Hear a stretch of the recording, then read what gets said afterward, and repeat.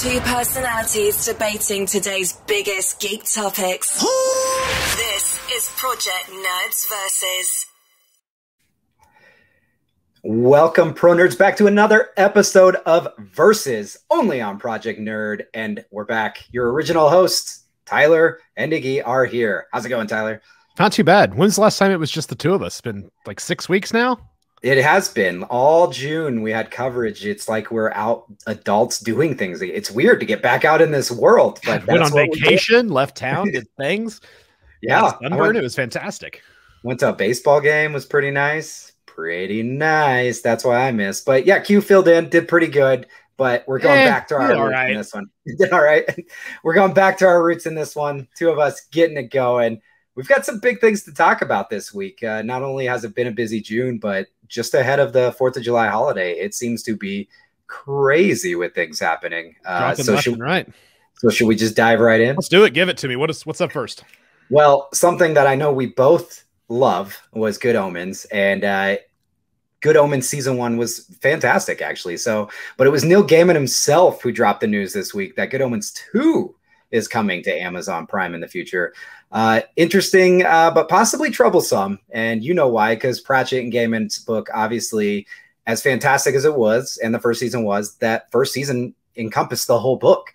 So we're out of source material. And I know there's some things that Gaiman's mentioned and stuff too, but are you worried about us diving into new territory? Or do you think with Gaiman being a part of it, things will be okay and we'll get a good second season? I'm 100% okay with them giving it a shot, but I'm going to keep my expectations low. I mean, we'll see. We'll see what happens. Like, there's definitely a lot more. I'm curious if they're going to stick with the like end of the world tropes. Like, are they going to stick with that kind of like message? Like, it's, you know, end of the world take 2 kind of thing, or are they going to go off in different directions and explore different themes? Because there's obviously plenty of end of the world tropes they can play with on it, but I don't know. Doing things without Terry is tricky for me. Like, I still haven't gotten over the fact that he's not here anymore, and I will never get another Discworld book, but I'm willing to give it a shot. I mean, the question was, is there a reason to worry it won't be anywhere near as good as the first? I don't think there's any way it can be as good as the first. And the first still had its issues. There's still things about the first that there's bits that drag a bit. There's some characters that don't really work well, but for all intents and purposes, that is a tough story to translate to a visual medium. They did about as good a job as you could, mainly just because you can't really do much better than Michael Sheen and David Tennant as your leads, and just their chemistry alone carries it everywhere it needs to go. So, well, you disappeared for a second. Well, while you've disappeared, I'm going to jump in here and say I agree that it could be good, but we also have some could be bad, I guess would be the way. Gaiman is involved. He did mention that Pratchett and him threw around some ideas for the second one. Unfortunately, like you said, it's not going to be as written as well as the book was. So, but I'm worried because as much as Gaiman is involved in this, he's also involved in the American Gods show. And I'm going to be honest, I don't like that show at all. As we get a tour of your house here, I didn't like the American Gods show at all. I don't think it was a good adaptation, and Gaiman is involved in that. So I'm hopeful, but at the same time, I think you said it best. Expectations will remain low. And unfortunately, I'm stalling for time now. So you're on mute there still. Here's the thing. I'm 100% here. I just knocked my webcam behind my desk and I don't have time to thread it back all the way through. So I'm doing my best just to get us something that's workable here for a minute. There you go. Oh, it looks good. Perfect. Well, there's a cord running. There's a cord running right here that I can't touch. So don't touch it. Anyways, I think we're on the same page as this one.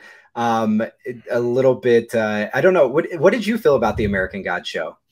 I think American Gods had some really amazing moments mixed in with some not so great moments. That's an even harder thing to translate because like a huge chunks of that book are just, you know, it's all, for all intents and purposes, it's a travelogue. It's like a road trip book. Stretching it out into multiple seasons makes it tricky. Then there's the whole, like, how do you tell this entire sequence that takes place in like one little town? And then there's some great things about it. There's some not so great things about it. I think there's a lot of showrunners who have come in and out who have done better or worse than others, but there were some things about it I really liked, but there was a lot of things that from the get-go I was kind of like, not sold on. Part of it is, and this is true of a lot of things when you try to move, we've had this conversation before, but there's so many stories that when you try to change mediums, one of the reasons they don't work is in a novel, you can have a boring blank slate identifiable protagonist who's getting carried through the story. And in a book, when you're sitting there reading it, it works. On the screen, you have to have something more engaging for that character. Like you still need to be able to relate them. Here's the thing. Shadow works as a book protagonist when you're reading the story. Shadow on the screen is completely and utterly uninteresting, and it's hard to like root for him. It's hard to get on his side. It's hard to relate to him. Whereas on the page, where he's more nebulous, it's easier to like go along on the ride with him. Where on screen, it's harder, I would say. Like I think that's one of the biggest gaps. It's almost impossible to get to bridge when you're switching certain books into a different medium. I think you led me where I was hoping you would, and that makes me feel better about Good Omens season 2, because these characters, as you mentioned, and especially who they cast for them, are characters that I think did well on the screen. So maybe something to look forward there too. But anyways, we can move along now that we're all fixed and ready to go. As fixed as we're going to be for the rest of the night. So Patty Jenkins has said her new Star Wars film, Rogue Squadron, will take the Star Wars mythos into, quote unquote, a new era and, quote, embrace unexplored elements of the franchise. Jenkins made it clear how much she wanted to make the best fighter pilot movie of all time. I don't know that anyone's unseating Top Gun, but we'll see. But how far can she carry this on her own? Rogue Squadron was lightly touched on in the original trilogy. There's little bits and pieces that got expanded out into other things, and it has an entire series of books that have obviously been pushed into the Legends line, and a number of video games. I think for a lot of people, they know Rogue Squadron from the video games. Like they played all. I mean, I played all the Rogue Squadron games. I don't know. What do you think new era means? That's what got to me, is like, what does new era mean? So her making it her own. She did a great job with Wonder Woman, obviously. And then we've seen with where you can go. Oh, sorry, Wonder Woman 1. Very good point. And you can see Star Wars having that ability to go places. I think Rogue One is a totally underrated movie, that tells the story away from even though it's intertwined with it, it's away from the Skywalker saga. And then obviously what we're seeing with The Mandalorian is fantastic storytelling. So I think she can go new era and make it her own. But new era is a big term here, like, what are you going to do so different? And it kind of excites me, but it kind of worries me, because it excites me in the fact that Star Wars itself brought in a new era of sci-fi, brought in a new era of storytelling. So I don't know what she means here by it, but I'm assuming she means she's going to make it her own and make it wildly different. I don't know. We'll see. I mean, new era could just mean a new cast of characters, and we're going to go to new planets. We're going to meet new people that have never, because for better or for worse, every movie that we've made, all 9 of them have been the story of this one family and a lot of characters. I mean, there are literally characters who are in all 9 movies for all intents and purposes. Like, I mean, I would be shocked. That's the biggest thing, is I feel like, for better or for worse, Star Wars is like the mythos, the legends, the continuity, the characters that we all have grown to love for 30, 40 years are one of the things that makes it amazing, but it's also one of the things that holds it back. And I think a lot of the problems that LucasArts had, Kathleen Kennedy, all those, is like an unwillingness, J.J. Abrams, an unwillingness to be like, you don't have to have, like, those characters don't have to be the heroes of it. Like Han Solo and Chewie and Luke and Leia and C-3PO don't have to be in everyone for it to be good. You just go watch Rogue One and you'd be like, yeah, like you look at the watch of The Mandalorian, and even The Mandalorian has those people in and out. And at the end, they finally, like, they went 2 full seasons without any too much. And then Luke Skywalker has to come in and save the day at the end. So it's like one of those things where it's tricky. Like, you have to find that weird kind of balancing act. And there's a lot of people, you look at The Last Jedi, who, if you mess with that at all, are going to pillory you. But at the same time, like, if they want this to continue to like move and go forward and breathe, and like, they're going to have to do in different directions. And here's the thing. they've done a really good job of picking and choosing. Like Dave Filoni, Jon Favreau, all those people have done a really good job of picking and choosing the bits of the EU or the Legends books, if you will, and picking out the good bits and like sinking them in, like picking out Thrawn and throwing him into Rebels and throwing him into Mandalorian, picking out, you know, Death Troopers, or taking out like some Clone Wars, like all these little bits and pieces. So like if they can go get all the good stuff out of like Rogue Squadron books and like mesh it into the world and move forward with the stories, like I'm all for it. So I don't know. Are they still going to let Rian Johnson just go make some more movies? Because they were going to do that for a minute and then they weren't, and everyone hated Left Jedi except for the people who loved it. And then Netflix said, "Here's $1 billion, go make whatever." So that's more Knives Out, right?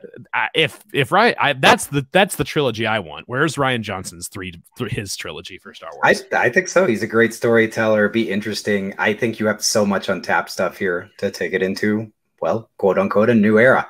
But speaking of new era, let's talk a little bit new era on what's going on in the gaming world. So I think anybody who is aware with these next gen systems, and we've seen it for a couple systems as well as in movies and stuff, everything's kind of pushing digital.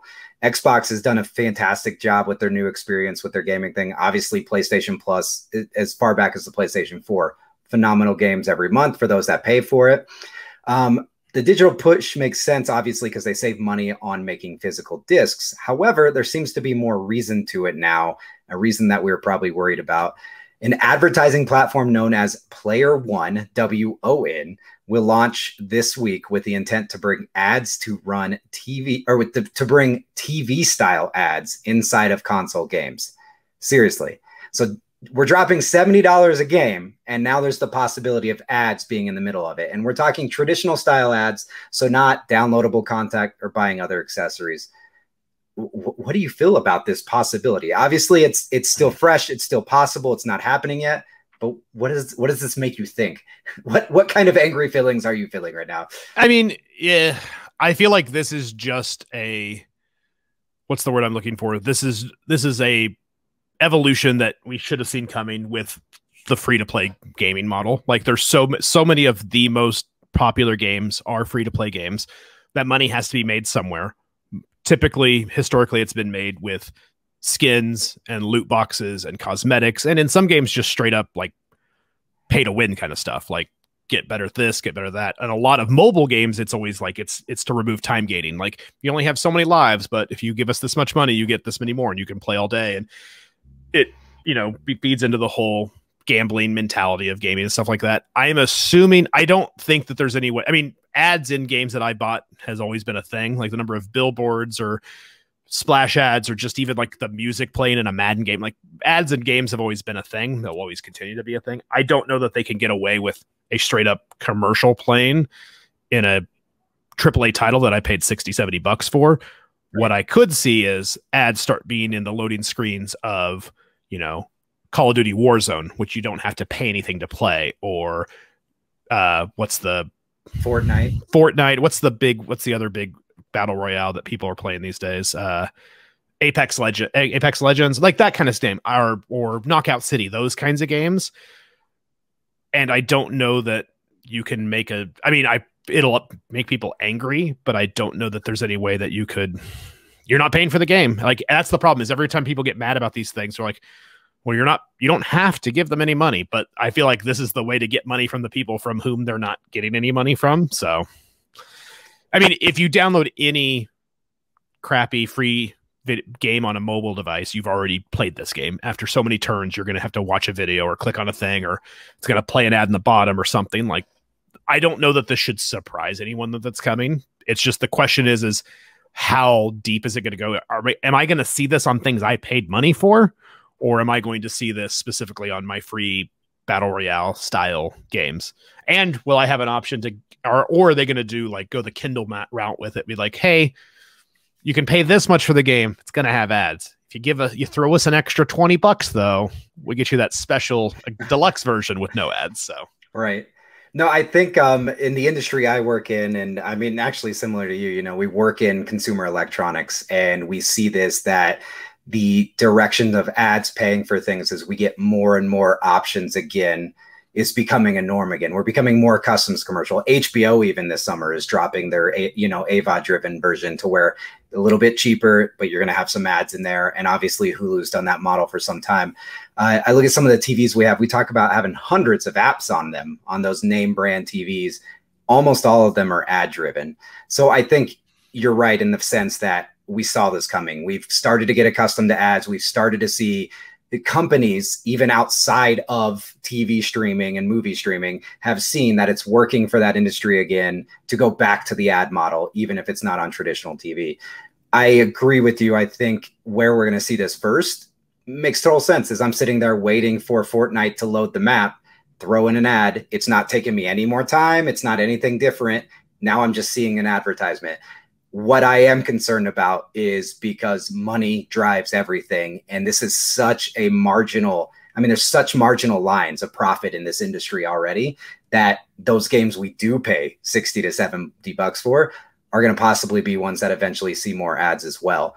I think obviously if we're paying that money, they're going to have to be very careful about how they do it or people are going to lose it. But I still think that they're going to eventually make their way in there just because of how little profit it is. And as we keep going further, we're going to get to a point in the next couple of years where our game's going to cost $100, or are they going to find other ways to make money? So it's concerning. I think it's, even though I posed this question, I think it's too early to give a good answer on, being angry or anything, but I'm definitely a little worried of where this could go. Yeah. We'll see. Nothing we're going to say is going to make it not happen. Like, this is one of those things that this is the realities of the world now. So it's just how much backlash are they going to get, and how brazen are they going to get with it, I think are the only real two questions. So, right. All right. Let's talk one of our favorite topics. Let's do some MCU stuff. All right. Loki is here. We are, as of this recording, 4 episodes deep, but you and I have only each watched 3 at this point. And it might be the best show yet. I don't know. WandaVision's still holding number 1, but really? Loki's, the aesthetic of the TVA, there are worse ideas than hanging an entire show on the charisma of Tom Hiddleston. There are worse things you could try to do, but it is shaping up to be probably their best show. I have a feeling it could do it. Although we haven't watched this yet. So the first 3 have been amazing. I was a little bit I love Loki a lot, don't get me wrong, but we had kind of his arc had come and gone and been played out. I was kind of over him in the MCU, or I thought I was, and then they brought him back and they pulled me back in again, not unlike The Godfather. So how do you feel about it? Is the MCU Disney Plus got you back? Are you back on board with are you ready for do you need 3 movies to come out in the next 3 months, which is almost what's going to happen? But are you back on the MCU train? I think a lot of us fell off the MCU train during quarantine. Has this one lit the fire again? Honestly, a combination of things have, but yeah, we do have 3 movies in the next 6 months again. We are back to craziness, and the next topic's going to be MCU. I think the shows have energized me a little bit. I think also too, introducing my fiance to the world. So we did spend most of 2020 revisiting everything and kind of going through it again. Felt a little bit, especially in last year when we needed those nostalgic moments. We needed those familiar viewing experiences. I'm with you 100%. And in fact, I was even writing that Loki, I was done. I love Tom Hiddleston, and him as Loki has been fantastic, but we almost lose sight of Thor in certain Thor things because it's so much Loki. And I was ready to move on, but you're right. This show is fantastic. This is my favorite show. I'm already going to say I like it. Obviously, we already aren't eye to eye on WandaVision anyways. I think this is the best of the 3 series, and we're only halfway through. Obviously, they could dive off a cliff and I could change my mind. And apparently episode 4 does go nuts, but the first 3 episodes, the first one moved a little slow, but we saw that with Captain, with the Winter Soldier or Falcon and Winter Soldier as well. But then it just picks up, and I think that 3rd episode was fantastic. And the obviously it was faked single shot, but there's that long shot sequence that they do towards the end of that 3rd episode. There's just great filmmaking being done in these. And that, I think, is what's also helping me get ready for these movies, because it's reminding me of the production and the efforts that go into these. So it's not just that it's a show with these characters. It's the reminder that we saw the action in the Falcon and the Winter Soldier. We saw this super creative, twists and turns in WandaVision, and now we're just seeing great creative sequences again in this, that I think I'm ready to see what Eternals has to offer. Yeah, I mean, I've loved everything about it. I'm excited to see it. Like you said, the filmmaking's been great. That's, if nothing else about Loki, like the aesthetics of it, of the TVA, of the different worlds they've gone to, has been beautiful. I love everything about it. As far as being back on board, I was back on board when I saw the first Shang-Chi and the 10 Rings trailer, and then the new one just came out, and I'm on board for that 100%. Like, if anything else, that had me back on board. So, but we've got Black Widow in almost exactly a week from this weekend, next weekend. Much. So yeah. We get that, and then we get, is it Eternals then Shang-Chi, or is it Shang-Chi and then it's Shang-Chi then Eternals, isn't it? I feel like it has to be, because I've seen 2 Shang-Chi trailers, and I've seen like a teaser for Eternals. Well, we're not getting another Eternals trailer, is what Kevin Feige has said, and he also said that's it for Shang-Chi. But I think you're right. I think Shang-Chi's gotta September, be, right? and then it's November for Eternals. Then we get Spider-Man in December, and then I think in March we get, I don't even, because they reordered all next year, so I don't even remember what comes in March. So is it Doctor Strange? I'm going to look right now. So we get Black Widow on July 9th, Shang-Chi on September 3rd, Eternals on November 5th, Spider-Man on December 17th, then Doctor Strange, Thor, Black Panther, Marvels will be next year.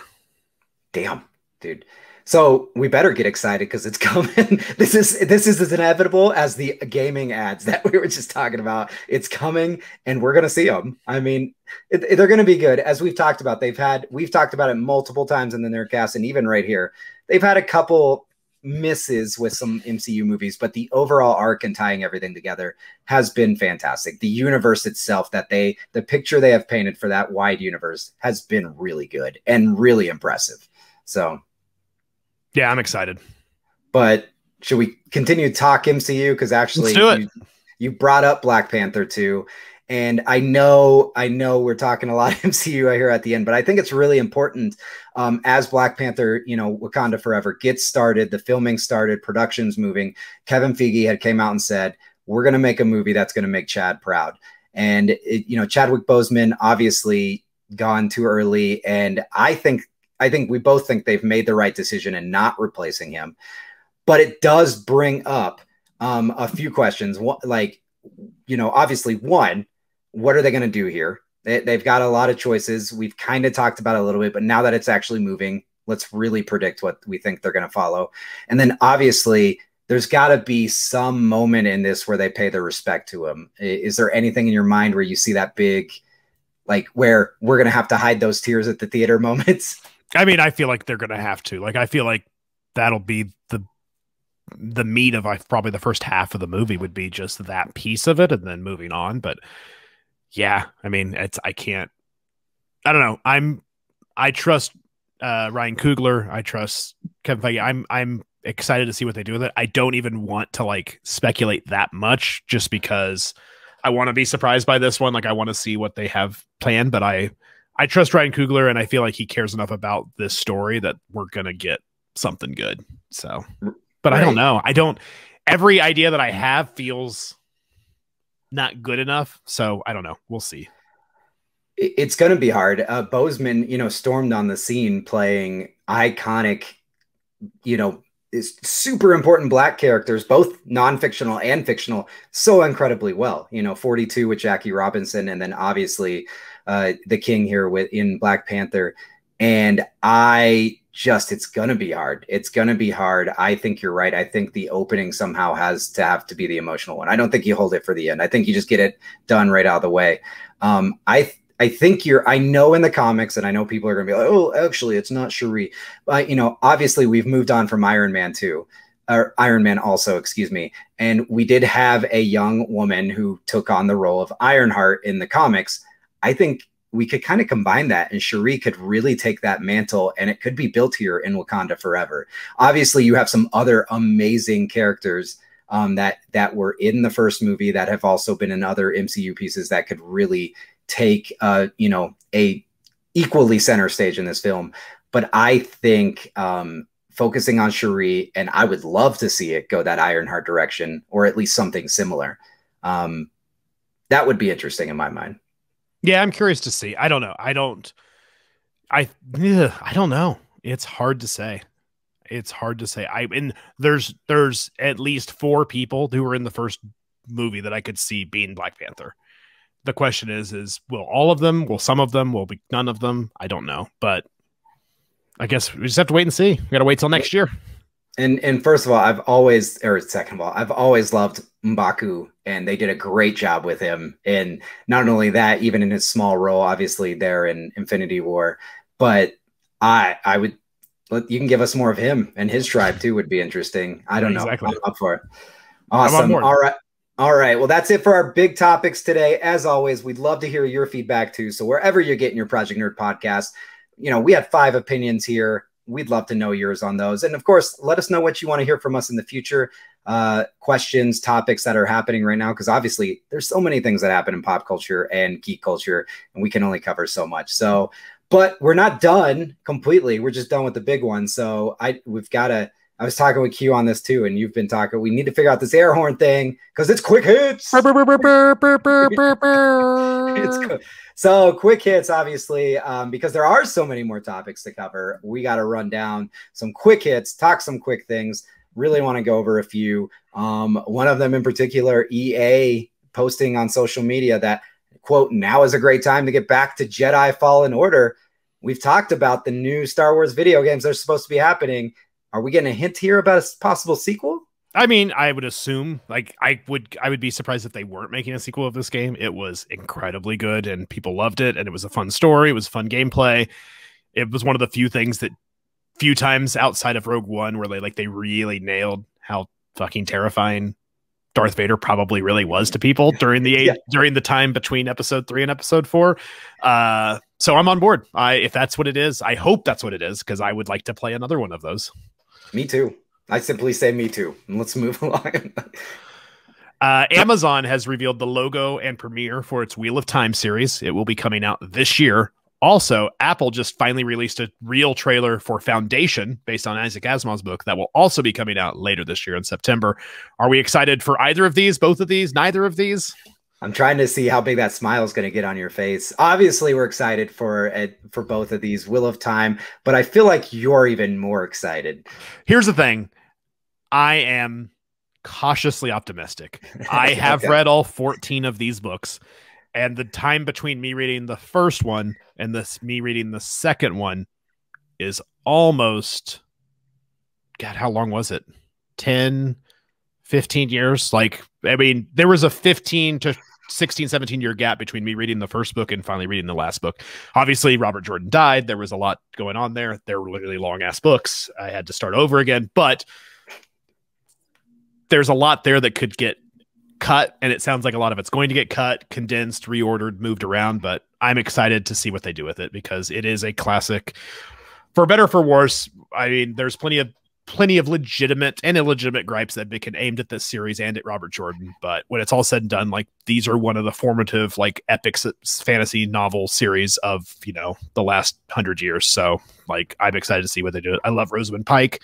I'm excited to see what they do with it. Foundation is another one of those ones. They're obviously taking major liberties with it, but I think in the last year or so, if you haven't watched anything on Apple TV Plus, you've been missing out. They're making some really crazy good entertainment, and they obviously backed a dump truck up of money up for this one because it looks, you got Jared Harris and Lee Pace, and that's just the first 2 people on the call sheet, 2 Emmy winners out the gate and then going from there. So I mean, I'm excited for both these shows, and we're getting them both this year, which is super exciting.